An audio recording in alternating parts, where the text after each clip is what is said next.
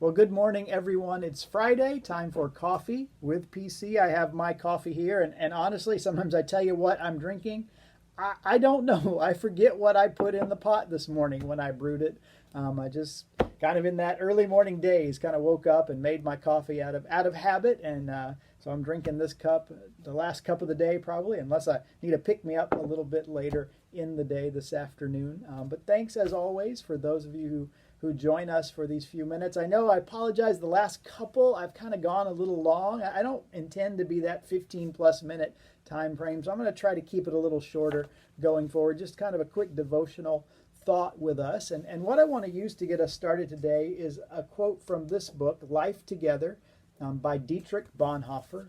Dietrich Bonhoeffer, you may be familiar with. He was a German pastor and theologian. This book, Life Together, and probably the more well-known book, The Cost of Discipleship, are the writings that he's most well known for. Historically, he was a pastor in Germany during the rise of Nazi Germany, and was later, because of his outspokenness against those things in that time, in that lead up to World War II, was executed in a concentration camp because he was part of this group of believers that were quite outspoken. And so that's why I think for many of us his writings kind of are meaningful, because he comes out of very difficult circumstances historically and was able to live and write out of that perspective. This is one thing he says, not so much about those things, but really this is kind of personal for me, to be honest. And I'll tell you why in just a minute. Let me just read a little bit of this.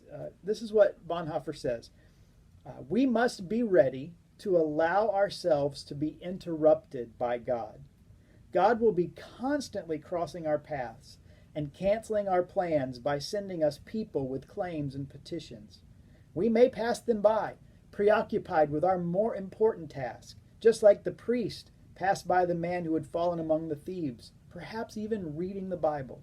When we do that, we pass by the visible sign of the cross, raised athwart our path to show us that not our way, but God's way must be done. It is a strange fact that Christians frequently consider their work so important and urgent that they will now allow nothing to disturb them. They think they are doing God a service in this, but actually they are disdaining God's crooked yet straight path.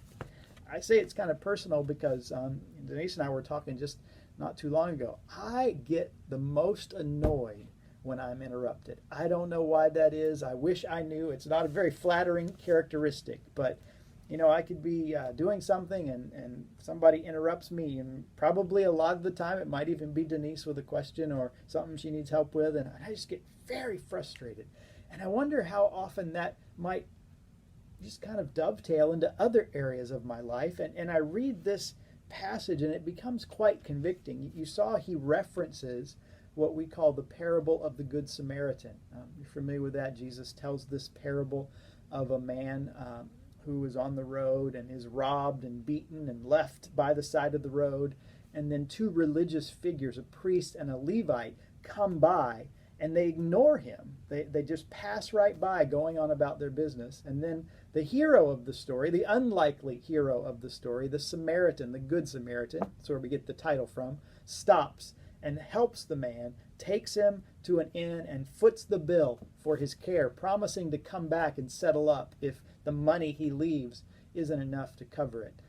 It's an answer to the question, who is my neighbor? And Jesus tells that story to make that point. And I think about it not so much as the point of the story, but in my own life. As Bonhoeffer says, that we think that our work is so important and urgent that we'll allow nothing to disturb us. I think too about Jesus in general and his life and his ministry. If you read through and go through the Gospels, we don't have, like this daily calendar. This is what Jesus was planning to do on Monday or Wednesday.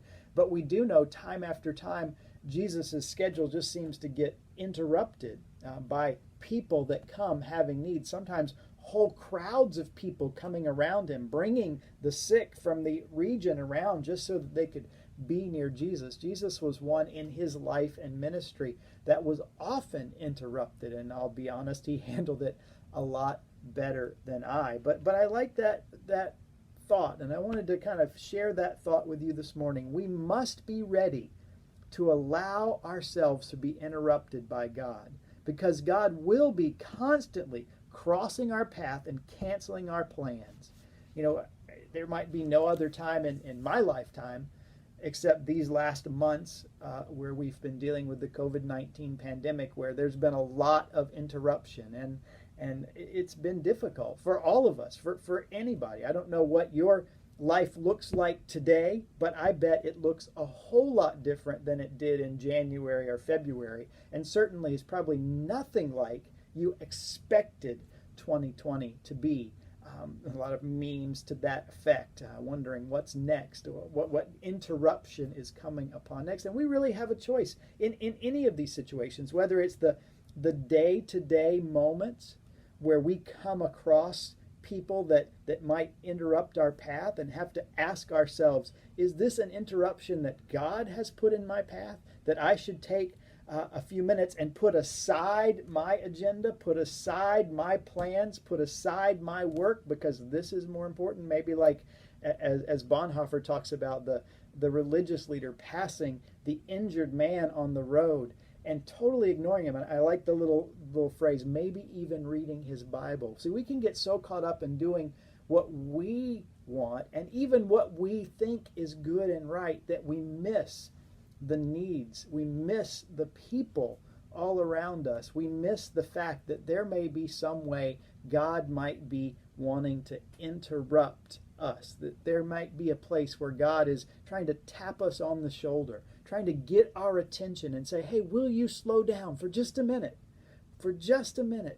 to see this need, to deal with this person. That need, that person, it might be somebody that lives under the very roof of your family. You know, in our busy culture, in our busy lives, there's much that we have to do, and sometimes I realize for me, I'm anxious to get up and I have my routine and to get out the door and go on about my day, and you can ignore the people that are very closest to you in your own family, and maybe one of the interruptions we need to allow to happen is those people that we love, our spouses, our children that are right there.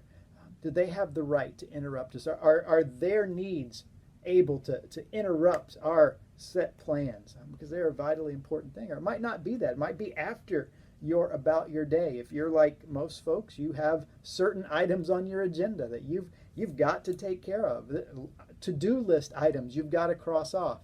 And you could see the people that come your way simply as getting in the way of doing the things that you've had. But is it possible, Bonhoeffer might ask us, and Jesus might demonstrate by his life and ministry, and that story, that parable of the Good Samaritan might beg the question, is it possible what we consider an interruption might be some very specific person, very specific need God has put in our path? Will we allow God to interrupt us? Because, I think like we've seen these last months, interruptions can vary from those little to really big. But will we, in the midst of our interruptions, not get so frustrated that what we want and what is our agenda isn't being accomplished, but will we allow God, even in the midst of the interruption, to refocus our attention, to reorient our lives toward the way he might be trying to call us?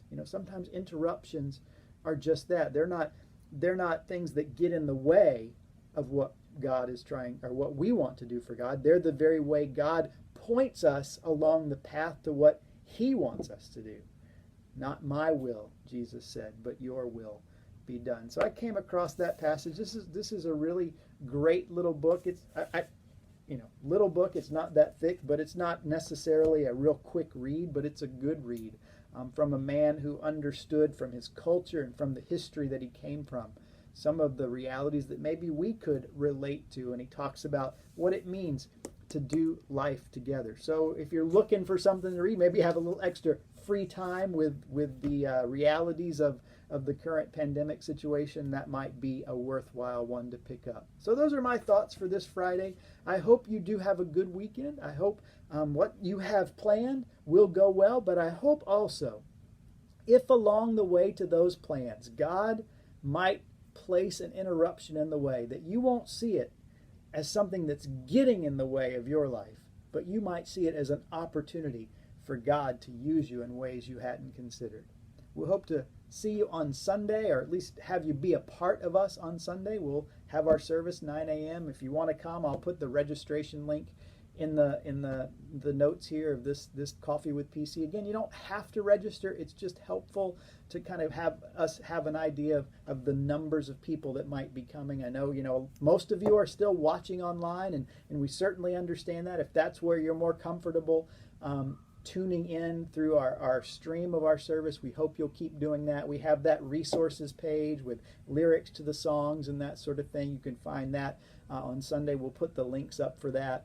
So however you're going to join us, I hope you will set aside some time this weekend to worship God, because it's often when we seek Him through worship, whether it's in your family unit or whether it's corporately coming here, that we are able to be more aware of the places and ways He might interrupt us. He might interject Himself into our lives through those interruptions to accomplish His greater purpose. All right, well, thanks again for tuning in. Have a great Friday, and hope to connect with you in some way, shape, or fashion on Sunday.